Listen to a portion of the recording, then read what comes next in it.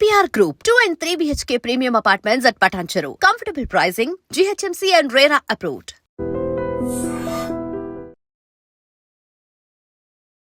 నమస్కారం, welcome to I dream.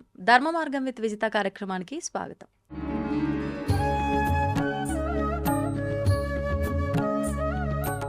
ప్రస్తుతం మనతో పాటు ఉన్నారు spiritual scientist, visionary spiritual leader, ఎన్నెన్నో దేశ విదేశాల్లో ఆధ్యాత్మిక కార్యక్రమాలు, గీతా ప్రవచనాలు ఇస్తూ ఉంటారు.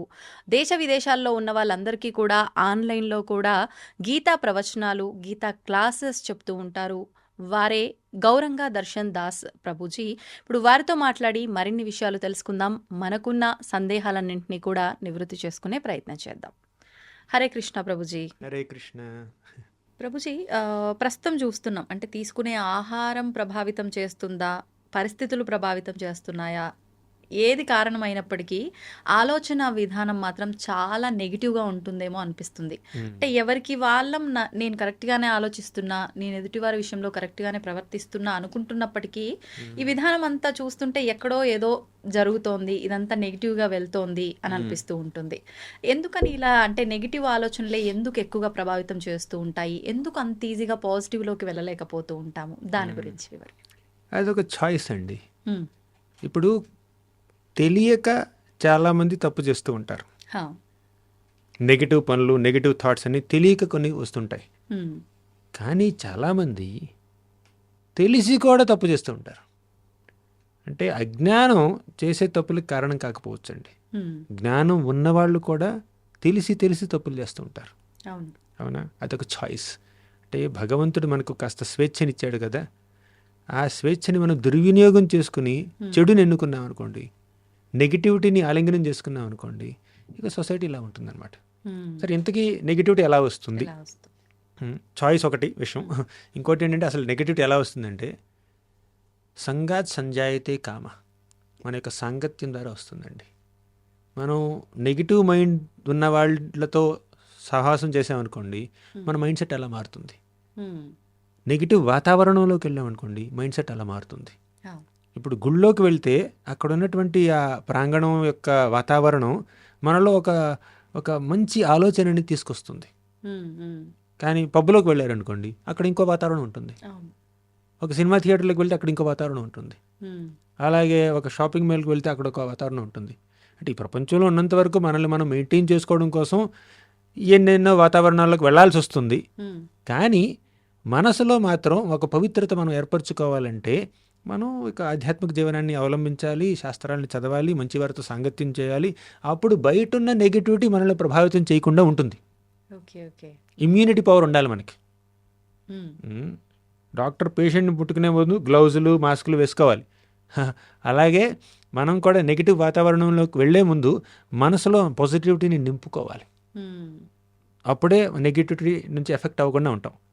అసలు నెగిటివిటీ ఎక్కడి నుంచి వస్తుంది? ఈ బయట నెగిటివ్ వాతావరణం నుంచి వస్తుంది, మనలోకి వస్తుంది. అది మనలోకి రాకుండా ఉండాలంటే మనం నిండి ఉండాలి. మనం ఒక ఎంటీ గ్లాస్లో వెళ్ళామనుకోండి, ఆ నెగిటివిటీ లోపలికి వస్తుంది. మన గ్లాస్లో పాజిటివిటీ నింపుకుని వెళ్ళామనుకోండి, ఇక నెగిటివిటీకి ప్లేస్ లేదు, చోటు లేదు. పాజిటివిటీ మనలో నింపుకోవడం అంటే ఒక రకంగా జ్ఞానాన్ని పెంచుకోవడం. జ్ఞానాన్ని ఇప్పుడు మంచి జ్ఞానాన్ని పెంపొందించుకున్నాం అనుకోండి, శాస్త్ర జ్ఞానాన్ని, అప్పుడు ఆ జ్ఞానం ద్వారా మనకి మంచి ఆలోచనలు వస్తుంటాయి. జరిగేటటువంటి సంఘటనలని, కలిసేటటువంటి వ్యక్తుల్ని ఒక పాజిటివ్గా చూసే అవకాశం లభిస్తుంది అనమాట. ఇప్పుడు ఒక స్త్రీ ఉందనుకోండి, ఒక చిన్న పిల్లాడు చూశాడు అనుకోండి, ఆ స్త్రీ చేతిలో ఉన్నటువంటి ఒక చాక్లెట్ ఉంది, ఒక స్త్రీ చాక్లెట్ పట్టుకుని అక్కడ నిలబడింది. ఒక చిన్న పిల్లాడు చూశాడు, ఏమంటాడు? ఆంటీ చాక్లెట్ అంటాడు. ఒక యువకుడు చూశాడు, చాక్లెట్ పట్టించుకోడు అనమాట, స్త్రీకి ఆకర్షితుడు అవుతాడు. ఒక పులి చూసింది అనుకోండి, ఒక సింహం చూసింది అనుకోండి, నా లంచ్ రెడీ అయింది అనుకుంటుంది పులి. అవునా? అంటే ఒకే వ్యక్తి అక్కడ ఒక చాక్లెట్ పట్టుకుని నిలబడితే ఒక పిల్లోడు ఒక విధంగా చూస్తున్నాడు, ఒక యువకుడు ఇంకో విధంగా చూస్తున్నాడు, ఒక దొంగ ఇంకో విధంగా చూస్తాడు, ఒక పులో, జింకో, ఒక టైగర్ ఒక రకంగా చూస్తుంది అనమాట. ఏదైనా ఒక రకంగా చూస్తుంది అనమాట. ఎందుకు? వారి యొక్క చైతన్యం అలా ఉంది, వారి యొక్క ట్రైనింగ్, వారి యొక్క బ్యాక్గ్రౌండ్ అలా ఉందన్నమాట.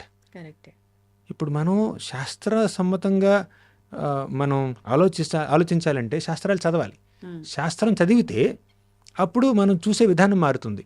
ఇప్పుడు ఆ అమ్మాయిని చూసి పిల్లోడు ఏమనుకుంటాడో తెలుసుకున్నాం, యువకుడు అనుకుంటాడో తెలుసుకున్నాం, పులి ఏం చేస్తుందో తెలుసుకున్నాం. కానీ ఒక భక్తుడు ఏం చేస్తాడో తెలుసా? ఇక్కడున్నది ఒక ఆత్మ, ఇక్కడున్నది భగవంతుడి యొక్క బిడ్డ, ఒక భగవంతుడి యొక్క అంశ ఇక్కడుంది. కాకపోతే ఈ భౌతిక జగత్తులో, ఈ భౌతిక శరీరంలో ఇలా కష్టాలు పడుతుంది అని జాలి కలుగుతుందండి భక్తులకి. ఆధ్యాత్మిక జీవనంలో చక్కగా పురోగతి చెందినటువంటి అడ్వాన్స్డ్ స్పిరిచువలిస్ట్స్ ఉంటారు చూడండి, వారికి ఈ వ్యక్తిని చూసి ఒక దయ కలుగుతుంది. ఎలాగైనా కూడా ఈ వ్యక్తిని భక్తి మార్గంలోకి తీసుకురావాలి, ఆధ్యాత్మిక పరంగా కాస్త మంచి చేయాలి అని వాళ్ళకి అనిపిస్తుంది అనమాట.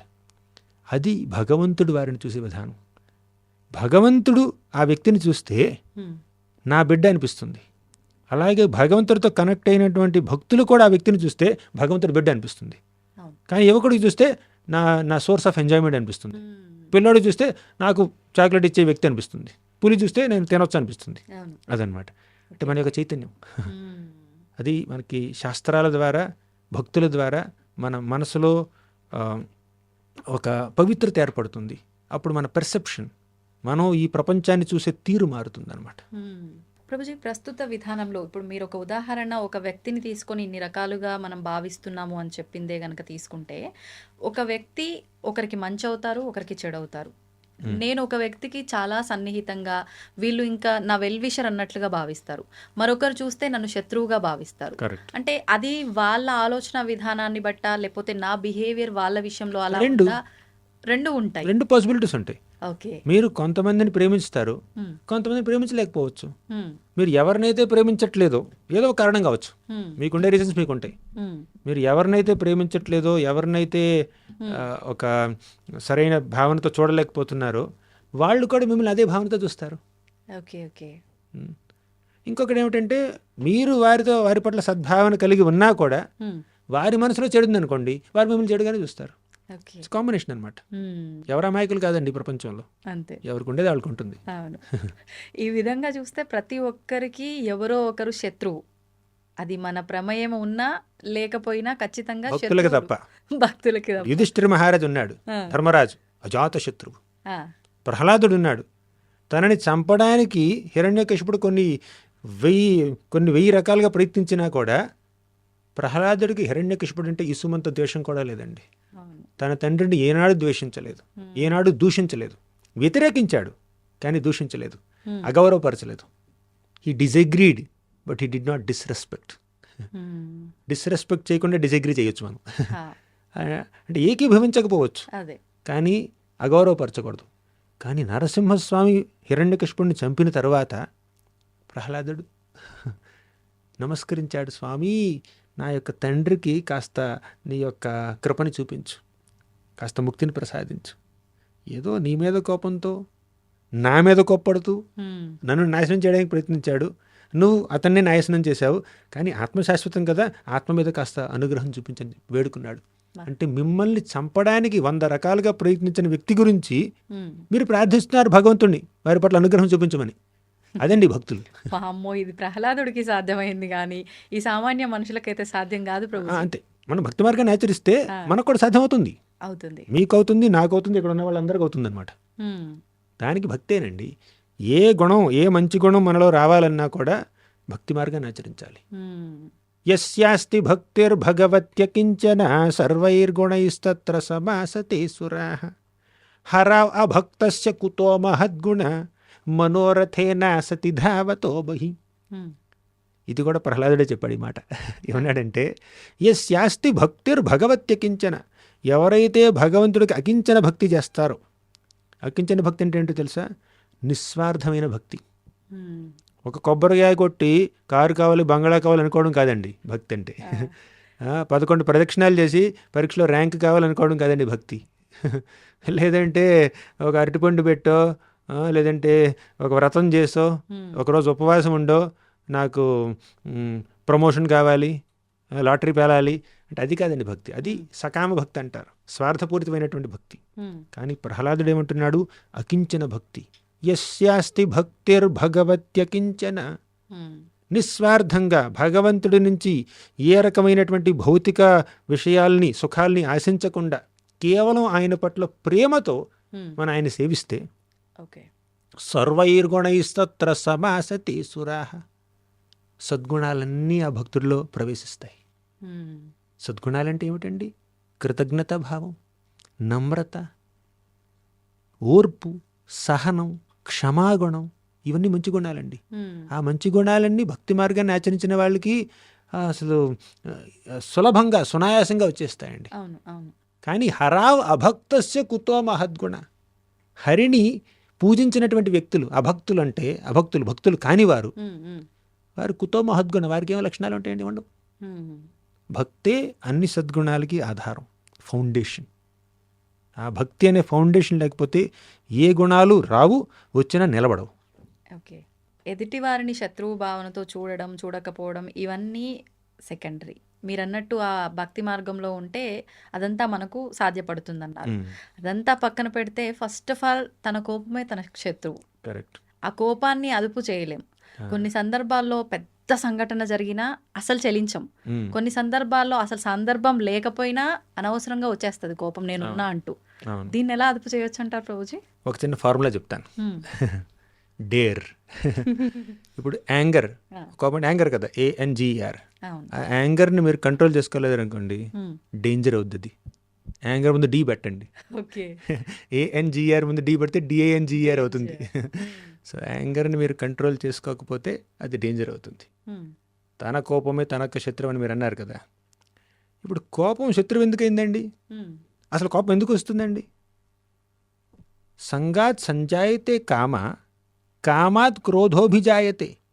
మన యొక్క కోరిక తీరకపోతే కోపం వస్తుంది. కోపానికి పునాది ఏమిటి? కోరిక తీరకపోవడం, మీ ఎక్స్పెక్టేషన్ ఫుల్ఫిల్ అవ్వకపోవడం. మీరు ఎదుటివారి నుంచి ఏదో ఆశిస్తున్నారు, వారు ఆ పని చేయలేదు. ఎదుటివారు ఇలా ప్రవర్తించాలని భావిస్తున్నారు, వారు అలా ప్రవర్తించలేదు. ఈ సమయానికి ఇది జరగాలనుకుంటున్నారు, జరగలేదు. అంటే మీ ఎక్స్పెక్టేషన్ ఫుల్ఫిల్ అవ్వలేదు, కోపం వచ్చింది. అదే కోపానికి బేస్. ఇప్పుడు ఈ యాంగర్ డేంజర్గా మారకుండా ఉండాలంటే మనం డేర్ చేయాలి. డేరింగ్ అంటే ఏంటి తెలుసా? డేర్. D అంటే డిలే. మనసులో ఆ కోపం వచ్చిన వెంటనే వ్యక్తపరచకండి. మీరేదో ఎవరో పని చేశారు, కోపం వచ్చింది మనసులో. కోపం రాగానే తిడతాం, కొట్టొచ్చు కొంతమంది. కానీ ఆ లోపలున్న యాంగర్ అనే ఎమోషన్ ఎక్స్ప్రెషన్కి వచ్చే ముందు కొంచెం ఆపండి, డిలే చేయండి. కోపం వస్తుంది, తిట్టబోతున్నారు, డిలే. ఎంతసేపు? 5 నిమిషాలు కావచ్చు, 10 నిమిషాలు కావచ్చు, కొన్ని సందర్భాలు 1 రోజు కావచ్చు, కొన్ని సందర్భాల్లో 2 రోజులు కావచ్చు. కోపం వచ్చిందండి, ఎవరో ఏదో చేశారు, వారికి మెయిల్ చేశారు, స్ట్రాంగ్ మెయిల్ రాదని చెప్పి మెయిల్ రాశారు. వెంటనే రాయకండి, 10 నిమిషాలు ఆగి రాయండి, 1 గంట ఆగి రాయండి, రేపు రాద్దాం అనుకోండి. ఆ రేపటిలోపు కొంచెం మీలో ఆ సిచ్యుయేషన్ ఇంకో రకంగా చూసే ఒక కొత్త పర్స్పెక్టివ్ రావచ్చు. సరే, బేసికల్లీ D అంటే డిలే. యాంగర్ లోపల రాగానే వెంటనే ఎక్స్ప్రెస్ చేయకుండా డిలే చేయండి. సందర్భానుసారం ఎంత డిలే చేయాలో మీరు ఆలోచించుకోండి. 10 నిమిషాలు, 20 నిమిషాలు, గంట, 2 గంటలు, రోజో 2 రోజులు డిలే. ఆ డిలే చేసిన సమయంలో ఏం చేయాలి తెలుసా? అనలైజ్ చేయాలి, అనాలిసిస్ చేద్దాం. ఏం అనాలిసిస్ చేయాలి? నేను ఈ కోపాన్ని వ్యక్తపరిస్తే పర్యవసానం ఎలా ఉంటుంది, కాన్సిక్వెన్సెస్ ఎలా ఉంటాయి, కాన్సిక్వెన్సెస్ని అనలైజ్ చేయండి. కొంత బాగా ఫ్రస్ట్రేషన్ వచ్చేసింది, కోపం వచ్చేసింది, ఫోన్ తీసుకున్నారు, కోపం వచ్చిందనమాట. ఫోన్ తీసి నేలకేసి కొట్టచ్చు. ఆ కోపంలో వెంటనే కొట్టకండి, డిలే చేయండి, అప్పుడు అనలైజ్ చేయండి. నేలకేసి కొడితే మళ్ళీ కొత్త ఫోన్ కొనుక్కోవాలి, డబ్బులు నేను దగ్గర లేదు. అయినా ఈ ఫోన్ ఎందుకు పగలగొట్టడం? ఈ ఫోన్ పగలగొట్టడం వల్ల నాకేమన్నా మేలు జరుగుతుందా? కొంచెం అనలైజ్ చేయండి. అంటే బాగా కోపం ఉన్న వాళ్ళకి ఆ అనాలిసిస్, విచక్షణ పోతుంది. విచక్షణ రావాలంటే ఫోర్స్ఫుల్గా మీరు డిలే చేయాలి. డిలే, దెన్ అనలైజ్, తర్వాత రిఫైన్. అప్పుడు కొంచెం అనలైజ్ చేసిన తర్వాత మీరు రిఫైన్ చేస్తారు. ఎవరో పని చేశారు, కోపం వచ్చింది, నేను తిట్టారనుకోండి, నేను తిడితే ఆ చేసే కాస్త పని కూడా చేయడం మానేస్తాడు, పని ఆగిపోతుంది. అప్పుడు మనం రిఫైన్ చేస్తాం. అప్పుడు ఆ కోపాన్ని అలా వ్యక్తపరచకుండా కొంచెం శాంతంగా కూర్చొని బుజ్జగిస్తూ చెప్పొచ్చు, బాబు ఇలా చేయకూడదు, ఇలా చేయాలి, ఇలా చేస్తే ఎలా అని. నువ్వు పిచ్చోడివి, నువ్వు వెధవ్వి అని చెప్పి తిట్టామనుకోండి, వాళ్ళకి కొంచెం నొచ్చుకుంటారనమాట. అలా కాకుండా మీరు కొంచెం రిఫైన్డ్గా చెప్పారనుకోండి, వాళ్ళు స్వీకరించవచ్చు. So delay, analyse and refine. Okay. ఆఖరిది ఏమిటో తెలుసా? ఎంపథైజ్ చేయాలి. ఎంపతి అంటే ఎదుటివారి యొక్క పరిస్థితుల్లో మనం ఊహించుకోవాలి. ఇప్పుడు ఒక వ్యక్తి ఒక పని చేస్తే మీకు కోపం వచ్చిందండి, ఆ వ్యక్తి ఆ పని ఎందుకు చేశాడు అది ఆలోచించాలి మనం. ఒక మాట అన్నాడు, మీకు నొప్పి కలిగింది, వెంటనే కోప్పడకుండా అసలు ఆ వ్యక్తి ఈ మాట ఎందుకు అన్నాడు, ఏ పరిస్థితుల్లో అన్నాడు, నేను ఏం చేస్తే అలా అనాల్సి వచ్చింది, లేదంటే ఏమైనా స్ట్రెస్లో ఉన్నాడా, ఏమైనా యాంగ్జైటీలో ఉన్నాడా, ఒంట్లో బాగాలేదా, రాత్రి నిద్రపట్టలేదా. రాత్రి నిద్రపట్టలేదు అనుకోండి, చిరాగా ఉంటారు. మీరు వెళ్ళి మాట్లాడారు అనుకోండి, వాళ్ళు చిరగబడతారు అనమాట. మనకు కోపం వచ్చేస్తుంది. కోపడుకుని అరే పాపం నిద్ర లేదు, ఏదో విసుగ్గుతో ఉన్నాడు, రేపు మాట్లాడదాం అని అనుకోవచ్చు. అది ఎంపతి అంటారు, ఎదుటివారి గురించి ఆలోచించడం. DARE, delay, analyse, refine and empathise. అప్పుడు మీ యాంగర్ని చక్కగా కొంచెం మెచ్యూర్గా డీల్ చేయొచ్చు మీరు యాంగర్తో. కానీ ఎదుటి వాళ్ళు మీ మీద కోపడ్డారనుకోండి, అప్పుడు ఏం చేయాలి? ఇప్పుడు మనకు కోపం వస్తే ఏం చేయాలో చెప్పాను నేను, కానీ ఎదుటి వారు కోపడ్డారనుకోండి మన మీద, దాంతో ఎలా డీల్ చేయాలి? అండ్ తప్పు మనం చేస్తే ఎదుటి వారు కోప్పడితే ఓకే, మన తప్పు లేకున్నా కొన్నిసార్లు కరెక్ట్, మన తప్పు లేకుండా ఎదుటి వారు కోపడ్డారనుకోండి, ఏం చేయాలి తెలుసా? కోపంలో పిచ్చి పిచ్చిగా మాట్లాడారు వాళ్ళు, ఏం చేయాలంటే మా గురుగారు మాట చెప్తారండి, కోపంతో మాట్లాడే వ్యక్తి యొక్క మాటల్ని సీరియస్గా తీసుకోవద్దు. ఎందుకంటే కోపంలో వాళ్ళు ఏం మాట్లాడదలుచుకున్నారో దానికన్నా ఎక్కువ మాట్లాడతారు, టెంపరేచర్ ఎక్కువగా ఉంటుందన్నమాట. నువ్వు చచ్చిపో అంటారు అప్పుడప్పుడు. అంటే మన చావు వాళ్ళు కోరుకోవట్లేదండి, ఆ సందర్భంలో అలా అన్నారు, ఆ విషయంలో ఏదో అంతే. అనేసారు. నువ్వు వేస్ట్ అంటారు, అంటే మనం నిజంగా వేస్ట్ అని వాళ్ళు ఫీల్ అవ్వట్లేదు. ఆ సందర్భంలో కొంత ఎగ్జాగరేటెడ్గా వచ్చింది, టెంపరేచర్ ఎక్కువై వచ్చింది. They didn't say what they meant, they didn't mean what they say. అవును. అంటే మనం ఎదుటివారిని కొంచెం అర్థం చేసుకోవడానికి ప్రయత్నించాలి. కోపంలో ఇలా మాట అన్నాడు కదా దాన్నే పుట్టుకుని వేలాడామనుకోండి, రిలేషన్షిప్ దెబ్బతింటుంది, కరెక్ట్, మన బాంధవ్యం దెబ్బతింటుంది, మన మిత్రత్వం దెబ్బతింటుంది. సరే కోపంలో అన్నాడు, కోపం లేకపోతే అలా అనడు అని మనం ఎదుటివారిని అర్థం చేసుకుంటూ చేసామనుకోండి, అప్పుడు రిలేషన్షిప్ నిలబడుతుంది, మనం కూడా చాలా యాంగ్జైటీ నుంచి బయటపడతాం అనమాట. ఇప్పుడు ఇతరు కోప్పడ్డాడు, ఈయన కూడా కోప్పడ్డాడు, ఆ కోప్పడుతూ నుండి తగులాడుకుంటారు, పెద్ద పెద్ద మనస్పర్ధలు అవుతాయి, 2 గ్రూపులుగా మారుతారు. ఆ ఒక్క క్షణికావేశాన్ని కనుక మనం కంట్రోల్ చేసుకోగలిగితే అప్పుడు చాలా కష్టాల నుంచి బయటపడతాం, మనం రిలేషన్షిప్ నిలబడతాయి. ఒక వ్యక్తి కోపం ఏమిటంటే 2 గ్రూపులుగా మారచ్చు. 2 వ్యక్తులు కోప్పడ్డారండి, అది 2 గ్రూపుల మధ్యలో వైరంగా మారచ్చు, 2 దేశాల మధ్యలో వైరంగా మారచ్చు. అది ఒక చిన్న మనస్పర్ధ అనమాట. అది కనుక మనం కంట్రోల్ చేసుకోగలిగితే వీళ్ళు ఎప్పుడు స్నేహంగా ఉండొచ్చు. అది మీరు అన్నట్లు ఇప్పుడు ఆ కోపాన్ని మనం అదుపు చేసుకోవాలి, బాగుంది. వాళ్ళ కోపం వచ్చి ఏది పడితే అది అన్నప్పుడు దాన్ని కూడా మనం అర్థం చేసుకోవాలి. అరే నా మంచి కోరుకునే వాళ్ళే ఏదో కోపంలో అన్నారులే అని చెప్పి పక్కకు పెట్టేస్తే మనకు వచ్చి నష్టం ఏం లేదు. కానీ ఇక్కడ ఇంకొక పెద్ద పదం వచ్చి కూర్చుంటుంది వీళ్ళ నెత్తిలో. అంటే ప్రతిసారి వాడు కోపడతాడు, నేను భరిస్తున్నా, ఈగో వచ్చేస్తుంది ఇక్కడ. మరి దీన్ని ఏం చెప్తారు ప్రభుజీ? అంటే ప్రతిసారి మనమే అడ్జస్ట్ అవ్వాలి. ప్రతిసారి మీరే అడ్జస్ట్ అవ్వాలనుకోండి, అడ్జస్ట్ అవ్వకండి. అవునా? అంటే మనం ఒక సత్ప్రవర్తన చూపించినప్పుడు అది ఎదుటి వ్యక్తిలో పరివర్తన తీసుకురావాలి. కానీ మీ సత్ప్రవర్తన వల్ల వాళ్ళ పరివర్తన లేదు, మిమ్మల్ని ఎక్స్ప్లాయిట్ చేస్తున్నారు. ఎప్పుడు మీరే లో ప్రొఫైల్ తీసుకోవాలి, ఎప్పుడు మీరే సర్దుకుపోవాలి. ఇక జీవితం అంతా సర్దుకుపోతూ ఉంటే ఇంకా ఇంకా ఇంకా మనం ఆనందం ఎలా అనుభవిస్తాం చెప్పండి? అంతే కదా. విషయం ఏంటంటే ఒకసారి టాలరేట్ చేయండి, రెండోసారి సహించండి, 10 సార్లు ఓర్చుకోండి, 11వ కూడా అలాగే ప్రవర్తించాడు అనుకోండి, చెప్పండి బాబు ఇంకా మిమ్మల్ని ఎంటర్టైన్ చేయడం మా వల్ల కాదు, నువ్వు కొంచెం సరిగ్గా ప్రవర్తించాలి, నువ్వు కొంచెం బాధ్యత తెలుసుకోవాలి, కొంచెం ఫీడ్బ్యాక్ ఇవ్వండి సరిగ్గా. అందుకే నేను చెప్తుంటాను, కొన్ని స్టెప్స్ ఉంటాయి. ఫస్ట్ టాలరేట్, దెన్ కమ్యూనికేట్, లేదంటే ఎస్కలేట్.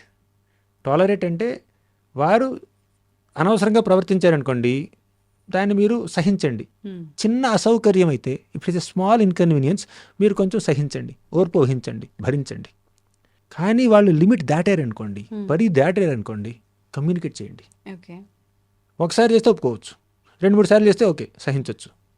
పదే పదే చేస్తుంటే కమ్యూనికేట్ చేయండి. బాబు ఇలా చేయడం తప్పు అని చెప్పాలి. మీరు చెప్పినా కూడా ఆగలేదనుకోండి, హ్మ్. ఎస్కలేట్. ఎవరికి చెప్పాలో వాళ్ళకి చెప్పండి. హ్మ్. కొంతమందికి మనం బుద్ధి చెప్పలేం, ఇంకోళ్ళు చెప్తే వాళ్ళకి బుద్ధి చెప్తారనమాట. అవును. పిల్లలకి చెప్తూ ఉంటాను నేను, నీ పక్కన ఉన్న స్టూడెంట్ నేను ఇబ్బంది పెట్టారని అనుకోండి, ఇబ్బంది పెడితే అంటే వాడు పెట్టే ఇబ్బంది చిన్నదైతే హ్మ్. టాలరేట్ చేయి, సహించు. టూ మచ్ అయితే కమ్యూనికేట్ చేయి, చెప్పు ఇలా చేయొద్దని చెప్పు. ఇంకా ఆగలేదనుకో ఎస్కలేట్, టీచర్కి చెప్పేసి, కంప్లైంట్ చేసి, ప్రిన్సిపల్కి చెప్పేసి. ఓకే. ఎస్కలేట్ చేయాలి. Tolerate, communicate, escalate. ఇంకోటి last step, terminate. Distance maintain చేయాలి పూర్తిగా. అంతే. అది కనెక్షన్ కట్ చేయాలి. అంటే అది మరి అత్యవసరం అయితే కానీ అన్ని చేయగలరు. సందర్భాల్లో కాదు, మ్మ్. ఇంకా తప్పదు తప్పదు అనుకుంటే కొంచెం ఇప్పుడు ఈ వ్యక్తి మంచి వ్యక్తి కావచ్చు, అవును. ఈ వ్యక్తి కూడా మంచి వ్యక్తి కావచ్చు, ఆ. కానీ కలిపితే మాత్రం మంచిగా లేదు. ఆ. అంటే ఏదో అభిప్రాయ భేదాలు వస్తున్నాయి. అభిప్రాయ భేదాలు ఉండొచ్చు, కొన్ని ఏంటంటే వర్కింగ్ స్టైల్స్ ఉంటాయండి, ప్రిఫరెన్సెస్ ఉంటాయి. అవునవును. ఇప్పుడు నిమ్మకాయ మంచిదే, హ్మ్. హ్మ్. పాలు కూడా మంచివే. హ్మ్. అలాగని పాలలో నిమ్మకాయ కలపలేం కదా మనం. అవును. లెమన్ మిల్క్ షేక్ ఉండదు కదా. మీరు యాపిల్ మిల్క్ షేక్ తాగుతారు, లెమన్ మిల్క్ షేక్ తాగరు కదా. అలాగే ఈయన లెమను, ఈయన మిల్క్, హ్మ్. దూరంగా ఉంటే బెటర్, ఓకే. కలిస్తే కష్టం. ప్రభుజీ, ఏదేమైనా ఈ కోపం ఉన్నా, అర్థం చేసుకున్నా, అర్థం చేసుకోకపోయినా, మీరు అన్నట్టు ఈ స్టెప్స్ అన్నీ పాటించాలన్నా ఒక రకంగా అసలు ఇంత ల్యాగ్ అవ్వకుండానే చూసుకోవాలి. ఈ ల్యాగ్ అవుతున్నప్పుడు మనస్పర్ధలు రావటము, రిలేషన్ దెబ్బతినటం ఇదంతా పక్కన పెడితే భగవంతుడు ఇచ్చిన ఈ అమూల్యమైన సమయాన్ని ఒక రకంగా మనం వృధా చేసుకుంటున్నామనే చెప్పాలి. మన డేలో ఉండే 24 అవర్స్లో ఒక 8 అవర్స్ 9 అవర్స్ మనం ఇలా ఒకరితో ఒకరు మ్యూచువల్గా మాట్లాడుకోవడం కానివ్వండి, మన వర్క్ కానివ్వండి, ఈ కమ్యూనికేషన్స్ ఉంటాయి. ఈ ఉన్న సమయాన్ని మనం మన వర్క్ గానో లేకపోతే మనం స్పిరిచువల్ గానో మన పర్సనల్ గానో యూజ్ చేసుకోకుండా సమయం అంతా వృధా చేసుకుంటున్నాము, ఇలాంటివి మధ్యలో యాడ్ చేసుకొని. కరెక్ట్. అసలు అంటే ఇంత చేస్తున్నాము అంటే సమయం విలువ అనేది అసలు మనకు తెలియలేదు కాబట్టే ఇంత వ్యర్థం చేస్తున్నామని చెప్పాలి. ఎలా తెలుస్తుంది సమయం విలువ, ఎలా తెలుస్తుంది, దాన్ని మనం సద్వినియోగం ఎలా చేసుకోవచ్చు? చాణక్య పండితుడు అనుకుంటా, ఆయన ఏమంటారంటే ఒక క్షణం వృధా అయితే కొన్ని కోట్ల వరహాలు ఇచ్చినా కూడా నువ్వు కొనలేవు మళ్ళీ. ఇప్పుడు ఈరోజు మధ్యాహ్నం 4:30 అయింది, 4:31 అయిపోయింది అనుకోండి, ఆ 4:30 అనేటటువంటి ఆ క్షణం మళ్ళీ రాదు. కోట్లు ఇచ్చినా రాదు. వీరింత బంగారం ఇచ్చినా, బంగారం కొండ ఇచ్చినా కూడా మళ్ళీ రాదు. సమయం పోతే అంతే. భగవంతుడు మనకి కొద్ది సమయాన్ని ఇచ్చాడు. ముఖ్యంగా కలియుగంలో మనకి ఆయుష్ చాలా తక్కువ అండి, 100 సంవత్సరాలకు పరిమితం. ఆ 100 కూడా టచ్ అయ్యేవాళ్ళు చాలా తక్కువ మంది ఉంటారు. 50 దాటగానే అంతే, శరీరం సహకరించకపోవచ్చు, ఏమైనా జబ్బులు రావచ్చు. 40 దాటిన తర్వాత కష్టం అవుతుంది. కొంతమంది 25 హార్ట్ అటాక్ వస్తుంది కలియుగంలో. తినే ఆహారం సరిగ్గా ఉండదు, పద్ధతులు సరిగ్గా ఉండవు, క్రమశిక్షణ ఉండదు.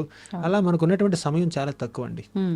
ప్రహ్లాదుడు ఏమంటాడంటే ఆ జీవితంలో సగభాగం నిద్రపోవడానికి వెళ్ళిపోతుంది. అవునవును. నిద్ర ఉండాలి కదా సగం రోజు, అట్లీస్ట్ ఒక 6-7 గంటలు 8 గంటలు నిద్రపోతాం మనం. అలాగా ఇంకా కొన్ని చిన్న కాలకృత్యాలు తీర్చుకోవడంలోనూ, బేసిక్ అంటే ప్రొడక్టివ్ పనులు కాకుండా మెకానికల్గా రొటీన్గా చేసే పనుల్లోనే సగం జీవితం వెళ్ళిపోతుంది. ఇంకా కాస్త సగభాగాన్ని కూడా మనం ఎఫెక్టివ్గా వినియోగించలేదనుకోండి, మనం మానవ జీవితాన్ని నిరర్ధకం చేసుకుంటున్నట్టు, సార్థకం చేసుకోవట్లేదు. ఆ కాస్త సమయాన్ని మనం ఇంకొకటి ఏంటంటే వృత్తి ధర్మాలు ఉంటాయి జీవితంలో. చాలా వరకు మీ యొక్క వృత్తి ధర్మాల్ని అనుసరించి జీవనోపాధిని సంపాదించుకోవడంలో వెళ్ళిపోతుందండి. ఇప్పుడు జీవనోపాధి సంపాదించుకోవడంలో సగం జీవితం వెళ్ళిపోతే ఇప్పుడు జీవించేది ఎప్పుడు? అంటే డబ్బు సంపాదిస్తున్నాం ఎందుకు? సరిగ్గా జీవించడానికి. డబ్బు సంపాదనలోనే వెళ్ళిపోతుంది జీవితం అంతా, ఇంకా జీవించేది ఎప్పుడండి? కొంతమంది ఏమిటంటే వాళ్ళు జాబ్ చేస్తున్నప్పుడే ఒక సాటిస్ఫాక్షన్ పొందుతారనమాట, అది ఓకే. కానీ కొన్ని ఏమిటంటే జాబ్లో సాటిస్ఫాక్షన్ లేదు, కానీ డబ్బు కోసం చేస్తున్నారు. చాలామంది ఇది కోవలో ఉంటారు.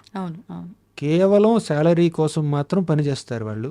ఆ పనిలో వాళ్ళకి ఏదో అంత ఎక్సైట్మెంట్ రావట్లేదండి. కొంతమంది ఉంటారు క్రియేటివ్ పనులు ఉంటాయి, దాంట్లో ఆ పనిలోనే వాళ్ళు ఎంతో ఆనందాన్ని పొందుతున్నారు. అవును. ఏదో ఒక మెంటల్, అది వాళ్ళ ప్యాషన్గా ఉన్నప్పుడు. అదే వాళ్ళ ప్యాషన్గా ఉన్నప్పుడు. మ్మ్. కానీ వాళ్ళ ప్యాషన్ని పెర్స్యూ చేసేటటువంటి అవకాశం అందరికీ రాదండి. మ్మ్. ఇక ఇదే అవకాశం, ఇది ఈ అవకాశం వస్తే ఆ అవకాశంతో వెళ్ళిపోతారు. ప్రస్తుతానికి ఇదే నా యొక్క జీవనోపాధి, ఇదే చేయాలి, ఇంట్రెస్ట్ ఉన్నా లేకపోయినా చేయాల్సి వస్తుంది. ఇప్పుడు వీటన్నింటిలో just do the needful to maintain your body and soul together.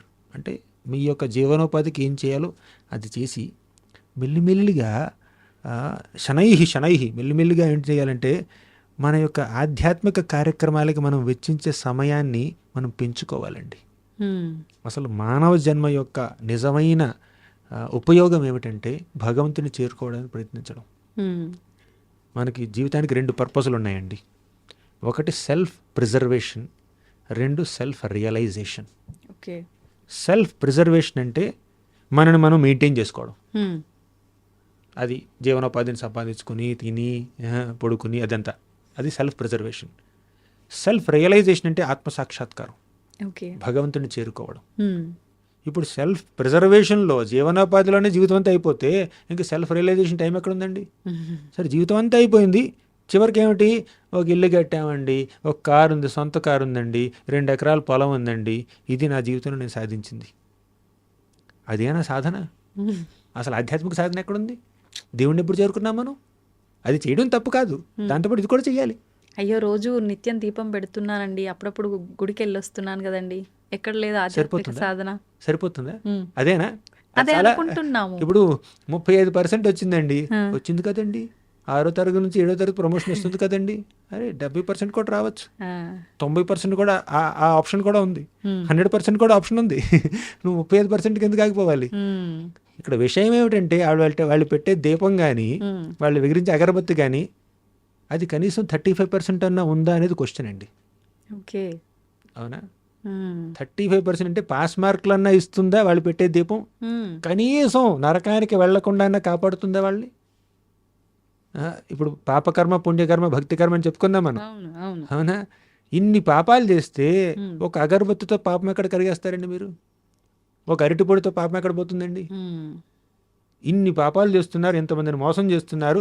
నేను దేవుడి దండం పెడతాను, రోజు పొద్దున ఆ 2 మంత్రాలు చదువుతాను నేను, లేదంటే దీపం పెడతాను, ఆ దీపంలో నేను పామాయిలే వేస్తాను. తినే ఆహారంలో నెయ్యి ఉండాలి, క్వాలిటీ. కానీ ఇందులో మాత్రం పామాయిల్ సరిపోతుంది. అతి తక్కువ చవకబారు నూనె తీసుకురండి, దాంతో దీపం పెడతాను. మ్మ్. అంటే దేవుడికి ఎంత తక్కువైతే అంత ఇవ్వాలి, మనం ఎంత కావాలంటే అంత అనుభవించాలి. ఇప్పుడు దానివల్ల ఎంత కాంపన్సేట్ అవుతుంది చెప్పండి? ఇక్కడ మీరు ఎంత పాపభారం పెరిగిపోతుంది అనుకోండి, ఆ కాస్తలో ఏం జరుగుతుంది చెప్పండి? మ్మ్. కాబట్టి మనం ఊరికే 35% మార్కులకి 20% మార్కులకి సెటిల్ అయిపోకూడదండి. మ్మ్. మనకి 100% కావాలి. 100 కాదు, కనీసం 90నో 80నో 70నో ఎక్కడో తెచ్చుకోండి. అవునా? మనం స్పిరిచువాలిటీని మ్యాక్సిమైజ్ చేసుకోవడానికి చూడాలి, బేర్ మినిమం కాదు. ఆధ్యాత్మికతకి ఎంత తక్కువ సమయం ఇస్తే అంత. ఇప్పుడు ఇల్లు ఇంత పెద్ద విశాలంగా ఉంటుంది, దేవుడి గది ఏంటండి అక్కడ మూలన ఒక 2 feet by 2 feet ఒక చిన్న ఇది పెడతారనమాట. ఒక మనిషి కూర్చునే. ఒక మనిషి కూర్చునేంత, లేకపోతే ఒక మనిషి కూడా పట్టడం అక్కడ అంత ఒక మూలన ఉంటుంది అనమాట. దేవుడికి అదే. మీ బెడ్రూమ్ ఇంత పొడుగా, మీ హాల్ అంత పెద్దదా? చాలామంది గృహస్థులు ఏమిటంటే ఇది మా ఇల్లు అని అనరండి. నేను అమెరికాలో చూసినా కూడా, ఆస్ట్రేలియాలో చూసినా పెద్ద పెద్ద ఇళ్ళు ఉంటాయి, వాళ్ళ ఇళ్ళని వారు మా ఇల్లు అని ఎప్పుడు అనరండి. మ్మ్. ఇది రాధా గోవిందుల యొక్క మందిరం మేము ఉంటున్నాం. అమెరికాలో ఉన్న డివోటీస్ అండి, ఆహా. ఆస్ట్రేలియాలో ఉన్న డివోటీస్, సింగపూర్లో ఉన్న డివోటీస్, ఆ. యూకేలో ఉన్న డివోటీస్. ఈ కంట్రీస్కి వెళ్తే అక్కడ మా భక్తులు ఉన్నారు, ఆ. ఇస్కాన్కి సంబంధించిన భక్తులు. ప్రతి సంవత్సరం వెళ్తూ ఉంటాను. అక్కడ ఏమిటంటే ఇన్విటేషన్ ఇచ్చారనమాట, ఈ ప్రవచనాలు ఇవ్వాలని చెప్పి. 2-3 నెలలు అలా తిరుగుతూ ఉంటాను నేను. అందులో ఒక ప్లేస్లో అట్లాంటాలో ఎక్కడ ఏ లెక్చర్ అనేది రాశారనమాట. చూస్తే రాధా గోవింద మందిరం, రాధా శ్యామసుందర్ మందిరం అంటే అట్లాంటాలో ఇన్ని టెంపుల్స్ ఉన్నాయి అనిపించింది. అవి టెంపుల్స్ కాదండి, ఇళ్ళు. అక్కడికి వెళ్ళాక మీకు తెలిసి భక్తులుండే ఇళ్ళు అనమాట. ఆ ఇంటిని వారు ఆ ఇంటిగా అనుకోవట్లేదు. ఫలానా వాళ్ళు ఇల్లు అని రాస్తారు కదా, ఫలానా వాళ్ళ ఇంట్లో ప్రవచనం, ఈ 100 మంది వస్తున్నారు, 200 మంది వస్తున్నారు, ఇక్కడ ఫలానా వ్యక్తి ప్రవచనం ఇస్తున్నాడు అని ఒక అడ్వర్టైజ్మెంట్ ఉంటుంది. కానీ వాళ్ళు వారి ఇల్లుని రాధా గోవింద మందిరం అంటున్నారు, ఎందుకంటే రాధా గోవిందుల విగ్రహాలు కూడా ఉన్నాయి కాబట్టి. రాధా శ్యామసుందరుల విగ్రహాలు అక్కడ ఉన్నాయి కాబట్టి. హ్మ్. ఇంకో ఇల్లు పేరేంటి, జగన్నాథ నివాసం. ఎందుకంటే జగన్నాథ్, బలదేవ్, సుభద్ర వాళ్ళు ఉన్నారు అక్కడ. ఆహా. అంటే ఈ భక్తులు ఏం చేస్తున్నారండి, వారి యొక్క విద్యుత్ ధర్మాలను నిర్వహిస్తున్నారు, సంపాదిస్తున్నారు, అవును. పిల్లల్ని పోషిస్తున్నారు. కానీ పిల్లల్ని ఏమనుకుంటున్నారు, వీళ్ళందరూ భగవంతుడి యొక్క బిడ్డలు, హ్మ్. ఈ బిడ్డల్ని భగవంతుడు నా కేర్లో పెట్టాడు, వాళ్ళని నేను కేర్ తీసుకుంటున్నాను, ఇది ఒక వైష్ణవ సేవ హ్మ్. అనుకుంటున్నారు. దేవుడు నన్ను ఈ ఉద్యోగంలో పెట్టాడనమాట. ఆ. ఈ ఉద్యోగం ద్వారా నాకు వస్తే డబ్బుని ఇస్తున్నాడు, ఆ డబ్బుని నేను ఆయన సేవకు వినియోగించాలి, హ్మ్. ఆయన భక్తులకు వినియోగించాలి అన్నటువంటి భావనతో వాళ్ళ యొక్క గృహస్థ ధర్మాన్ని వారు పాటిస్తున్నారండి. హ్మ్. డబ్బు సంపాదిస్తున్నారు, సొసైటీలో పేరు ప్రతిష్టలు ఉన్నాయి, కానీ వాళ్ళు భక్తులుగా నివసిస్తున్నారు కానీ కేవలం భౌతికవాదులుగా నివసించట్లేదు. అలా ఉండాలండి మన జీవనం. అప్పుడేమిటి తెలుసా, మనం సెల్ఫ్ ప్రిజర్వేషన్, సెల్ఫ్ రియలైజేషన్ అన్నాం కదా, ఆ రెండిట్లో తేడా ఉండదు, రెండు ఒకటైపోద్ది. ఓకే. ఈ రెండు ఒకటే. ఈ మెటీరియల్ లైఫ్, స్పిరిచువల్ లైఫ్ వేరు కాదు. Hmm. Spiritual life, material life ఒకటైపోద్ది. ఎందుకంటే భక్తులు మెటీరియల్ లైఫ్లో ఏం చేసినా కూడా అది భగవంతుడు కనెక్ట్ చేస్తున్నారు. ఆ. యత్ కరోషి యదశ్నాసి యజ్జుహోషి దదాసి యత్ యత్ తపస్యసి కౌంతేయ తత్కురుష్వమదర్పణం అన్నాడు కృష్ణుడు హ్మ్. భగవద్గీత 9వ అధ్యాయం 27వ శ్లోకంలో. నువ్వు ఏం చేసినా కూడా నా కోసం చెయ్యి. నువ్వు తిన్నా, పడుకున్నా, పని చేసినా అదంతా నా కోసం చెయ్యి. హ్మ్. మనం చేసే పనులు ఏవి ఆపాల్సిన అవసరం లేదు. మన యొక్క విద్యుక్త ధర్మాల్ని మనం ఉల్లంఘించాల్సిన అవసరం ఏమాత్రం లేదు. మన యొక్క కుటుంబాన్ని విడిచిపెట్టాల్సిన అవసరం లేదు. నాలాగా గుండు చేసుకుని కాషాయం కట్టాల్సిన అవసరం లేదండి ఎవరికి. నాకు ఇది ఇష్టం, నేను ఇలా చేశాను అనమాట. మాలాంటి వాళ్ళు మైనారిటీ ఎప్పుడు. మేము ఎప్పుడు మైనారిటీ. సృష్టి ప్రారంభం నుంచి ఇప్పటి వరకు మేము మైనారిటీ. ఓకేనా. సాధువులు తక్కువ ఉంటారు. జనరల్ మెయిన్ స్ట్రీమ్ సొసైటీలో గ్రస్త జీవనం గడిపే వాళ్ళు చాలామంది ఉంటారు. వాళ్ళల్లో మహాభక్తులు ఎంతమంది ఉన్నారండి. అంబరీష్ మహారాజు ఉన్నాడు, చక్రవర్తి. యుధిష్ఠిర మహారాజు, భరత మహారాజు, హ్మ్. పృథు మహారాజు, తర్వాత ప్రహ్లాద్ మహారాజు, ధ్రువ మహారాజు, వీళ్ళందరూ మహారాజులు. అవును. సాధారణ గృహస్థులు కాదండి. వారు కొన్ని పెద్ద పెద్ద సామ్రాజ్యాలకు అధినేతలు. వారు వారి భక్తి మార్గాన్ని ఆచరిస్తున్నారు, హ్మ్. వారి యొక్క విద్యుత్ ధర్మాల్ని కూడా నిర్వహిస్తున్నారు. అవును. సో సమయాన్ని రెండింటికి వాడాలి. సమయం మొత్తం దీనికోసమే వాడేస్తే ఇంక ఇదేం చేస్తాం. ఇప్పుడు చిన్నపిల్లలు ఉన్నారండి, 6th స్టాండర్డ్ 8th స్టాండర్డ్, వాళ్ళు కూడా కొన్ని ప్రదేశాల్లో హ్మ్. 16 మాలలు జపం చేస్తున్నారు.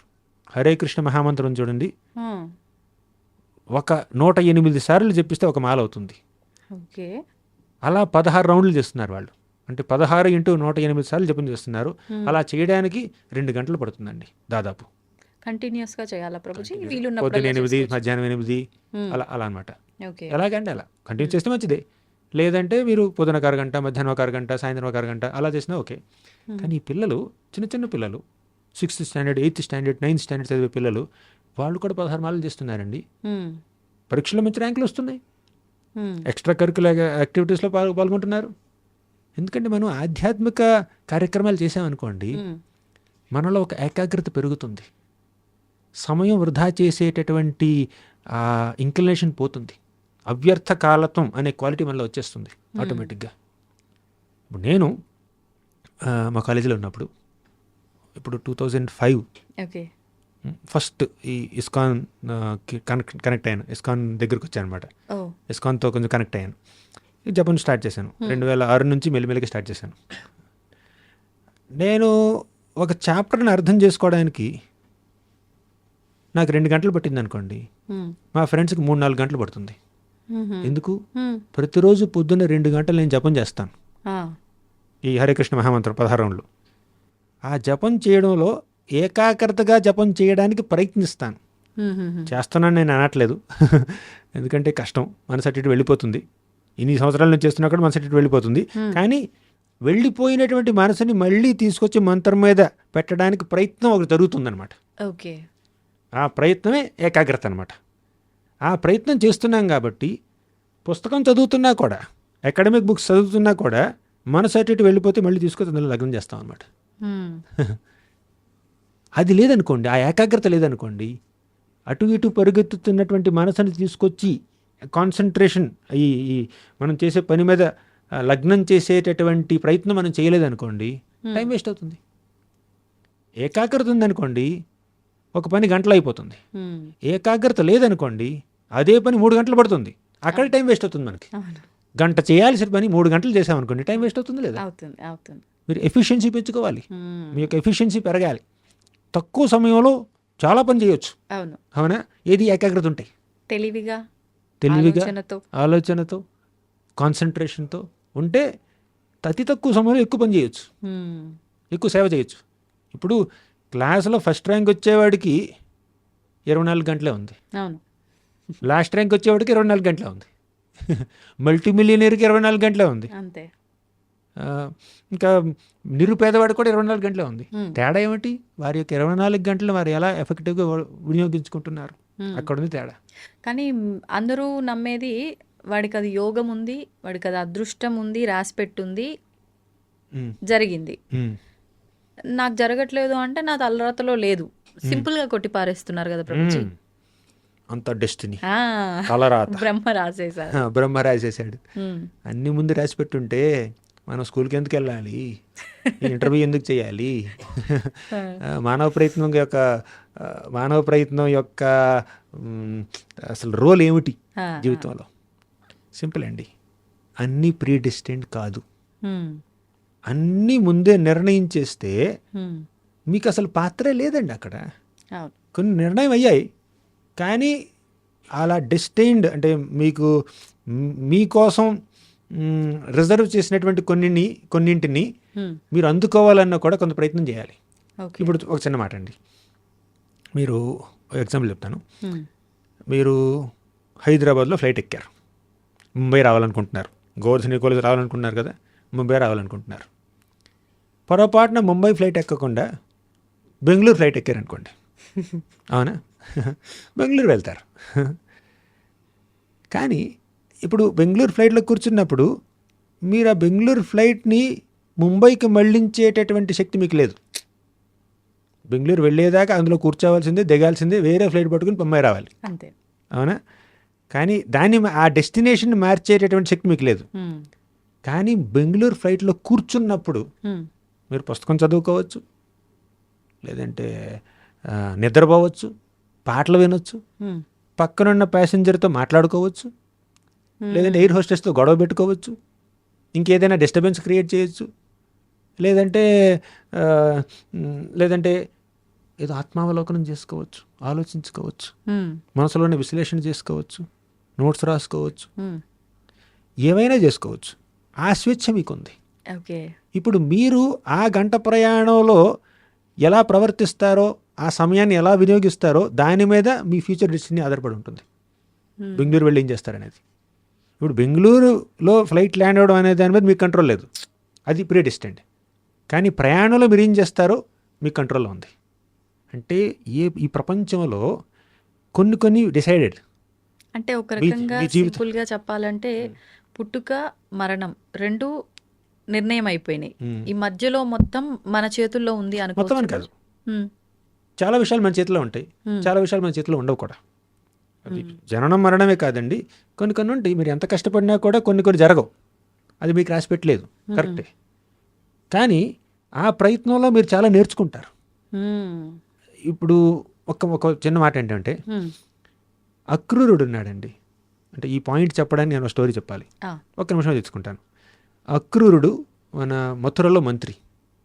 ఒకసారి కృష్ణుడు అక్రూరుణ్ణి హస్తినాపురానికి పంపించాడు. హస్తినాపురంలో ధృతరాష్ట్రుడిని కలవాలి అక్రూరుడు. కలిసి ఏం చేయాలి? హ్మ్. ధృతరాష్ట్ర, నువ్వు నీ బిడ్డలకి ఎక్కువ ప్రాధాన్యత ఇస్తున్నావు, హ్మ్. పాండు మహారాజు బిడ్డల్ని నిర్లక్ష్యం చేస్తున్నావు. పాండు మహారాజు 5 బిడ్డలు, నీకు 100 మంది. హ్మ్. పాండు మహారాజు లేటు ఇప్పుడు చచ్చిపోయాడు, కాబట్టి నువ్వు 105 బిడ్డలు అని చెప్పి వాళ్ళందరినీ కలిసి నువ్వు సంరక్షించాలి. హ్మ్. కానీ ఎప్పుడు దీనిని చంపేద్దామని చూస్తున్నావు నువ్వు. ఈ పక్షపాతం మంచిది కాదు. ఒక రాజు అంటే ప్రజలందరినీ సమానంగా చూడాలి. హ్మ్. నువ్వు నీ బిడ్డల్ని, నీ తమ్ముడు బిడ్డల్ని సమానంగా చూడట్లేదు, ప్రజలందరినీ నువ్వే సమానంగా చూస్తావు అవును. అని అక్రూరుడు మన ధృతరాష్ట్రుడితో చెప్పాడు. ఓకే. అప్పుడు ధృతరాష్ట్రుడు ఏమన్నాడు తెలుసా?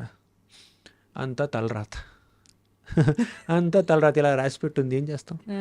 నాకు నా బిడ్డ అంటే ప్రేమ, దుర్యోధనుడు అంటే అపారమైన ప్రేమ. హ్మ్. ఆ ప్రేమ వల్ల వాడు ఏం చేసినా కూడా నేను ఓకే అంటాను, ఎప్రూవల్ ఇచ్చేస్తాను. వస్తాడు, నాన్న నేను పాండవుల ఇంటికి నిప్పెడతాను, సరే పెట్టుకొని అని అంటాను నేను. ఏం చేస్తాం, అది నా తలరాత. ఇప్పుడు తలరాత, డెస్టినీ అనేది మీ డెసిషన్ యొక్క రిజల్ట్. అవును. కానీ మీ డెసిషన్నే డెస్టినీ అనడం తప్పు. మీ యొక్క నిర్ణయం మీ తలరాత కాదండి, ఆ నిర్ణయం యొక్క పరిణామం మీ తలరాత. అవునా? కానీ ధృతరాష్ట్రుడు ఏమంటున్నాడు, నా నిర్ణయం అంతా నా తలరాత అంటున్నాడు. అంటే దుర్యోధనుణ్ణి అదుపులో పెట్టవలసినటువంటి బాధ్యత, అదుపులో పెట్టే శక్తి, అధికారం, బాధ్యత ధృతరాష్ట్రుల్లో ఉన్నా కూడా చేయట్లేదు ఆ పని. చేయకుండా నా తలరాత అంటున్నాడు. అవును. ఆ తలరాత కాదండి, డెస్టినీ కాదు అది. అది డెసిషన్ తీసుకోకపోవడం. మీ యొక్క నిర్ణయం మీ యొక్క తలరాత కాదు. మీ తలరాత మీ నిర్ణయం యొక్క రిజల్ట్, నిర్ణయం యొక్క పరిణామం. అది తెలుసుకోవాలి మనం. అలాగే మనం విద్యుక్త ధర్మాలు ఏం చేసినా కూడా అదంతా మన తలరాత కాదండి. భగవంతుడు మనకు స్వేచ్ఛనిచ్చాడు. మిమ్మల్ని ఎటువంటి దారుణమైన పరిస్థితుల్లో భగవంతుడు పెట్టినా కూడా ఆ దారుణమైన పరిస్థితుల్లో కూడా మీకు కాస్త స్వేచ్ఛ ఉంటుంది. ఆ స్వేచ్ఛని ఉపయోగించుకుని మీ తలరాతను మీరే సృష్టించుకుంటున్నారు, మీ తలరాత మీరే రాసుకుంటున్నారు. ఆ పరిస్థితుల్లో ఉండడం మీరు ఇంతకుముందు తీసుకున్న నిర్ణయాలకు పరిణామం కావచ్చు. అంటే మీరు ఏ పరిస్థితుల్లో ఉన్నారో ఆ పరిస్థితి మీ డెస్టినీ కావచ్చు. కానీ ఆ పరిస్థితుల్లో మీరు తీసుకునే నిర్ణయాలు కానీ, మీరు చేసే పనులు కానీ, మీ మనసులో ఉన్న ఆలోచనలు కానీ మీ యొక్క ఫ్యూచర్ డెస్టినీని డిసైడ్ చేస్తాయి. బెంగళూరు ఫ్లైట్ ఎక్కడం తప్పు. ఇంతకుముందు తీసుకున్న నిర్ణయం యొక్క పరిణామం బెంగళూరు ఫ్లైట్లో కూర్చోవడం. కానీ ఆ ఫ్లైట్లో మీరు ఏం చేస్తారో అది డెస్టినీ కాదు, అది మీ ఫ్యూచర్ డెస్టినీని క్రియేట్ చేస్తుంది. సరే, బెంగళూరులో దిగాను, ఇక్కడ ఎవరైనా ఉన్నారు ఇంటర్వ్యూ చేయడానికి, ఇంకేమైనా గొప్ప వాళ్ళు కనిపించవచ్చు మీకు, దానివల్ల మీ తలరాత మారచ్చు. అవునా? డెస్టినీ మారుతుంది అంటారు కదా, అలా అనమాట. అంటే ఇది కూడా మన మంచికే, ఏం జరిగినా మన మంచికే అన్నట్లుగా భావించి జరిగిన దాన్ని మనం ఉపయోగించుకోగలగాలి పాజిటివ్గా. కరెక్ట్. ఇదైతే నాకు అర్థమైంది ప్రభుజీ, మీరు చెప్పిన ఉదాహరణను బట్టి. పర్ఫెక్ట్. ధన్యవాదాలు Prabhuji. Hare Krishna. And for more videos, please subscribe to iDream. Please subscribe to iDream. Please subscribe iDream. And please subscribe to iDream. For more videos, subscribe to iDream. please like, share and subscribe to the channel. Congratulations, iDream. Subscribe to iDream. Subscribe to iDream. So subscribe to iDream Media. iDream ki iDream team andarki huge congratulations. Please subscribe iDream Media. Please subscribe to iDream. Subscribe iDream. Please subscribe to iDream. iDream అంటే నా కళల channel subscribe చేసుకున్న నోరు తిరుగుతలేదు, మీరైతే గంట గుర్తు కొట్టండి. For more such videos, please subscribe to iDream. Subscribe to iDream. Please subscribe to iDream. Please subscribe iDream Media. Please do subscribe to iDream. Please subscribe to iDream Media. For best entertainment and information, please subscribe iDream. And don't forget to subscribe to iDream.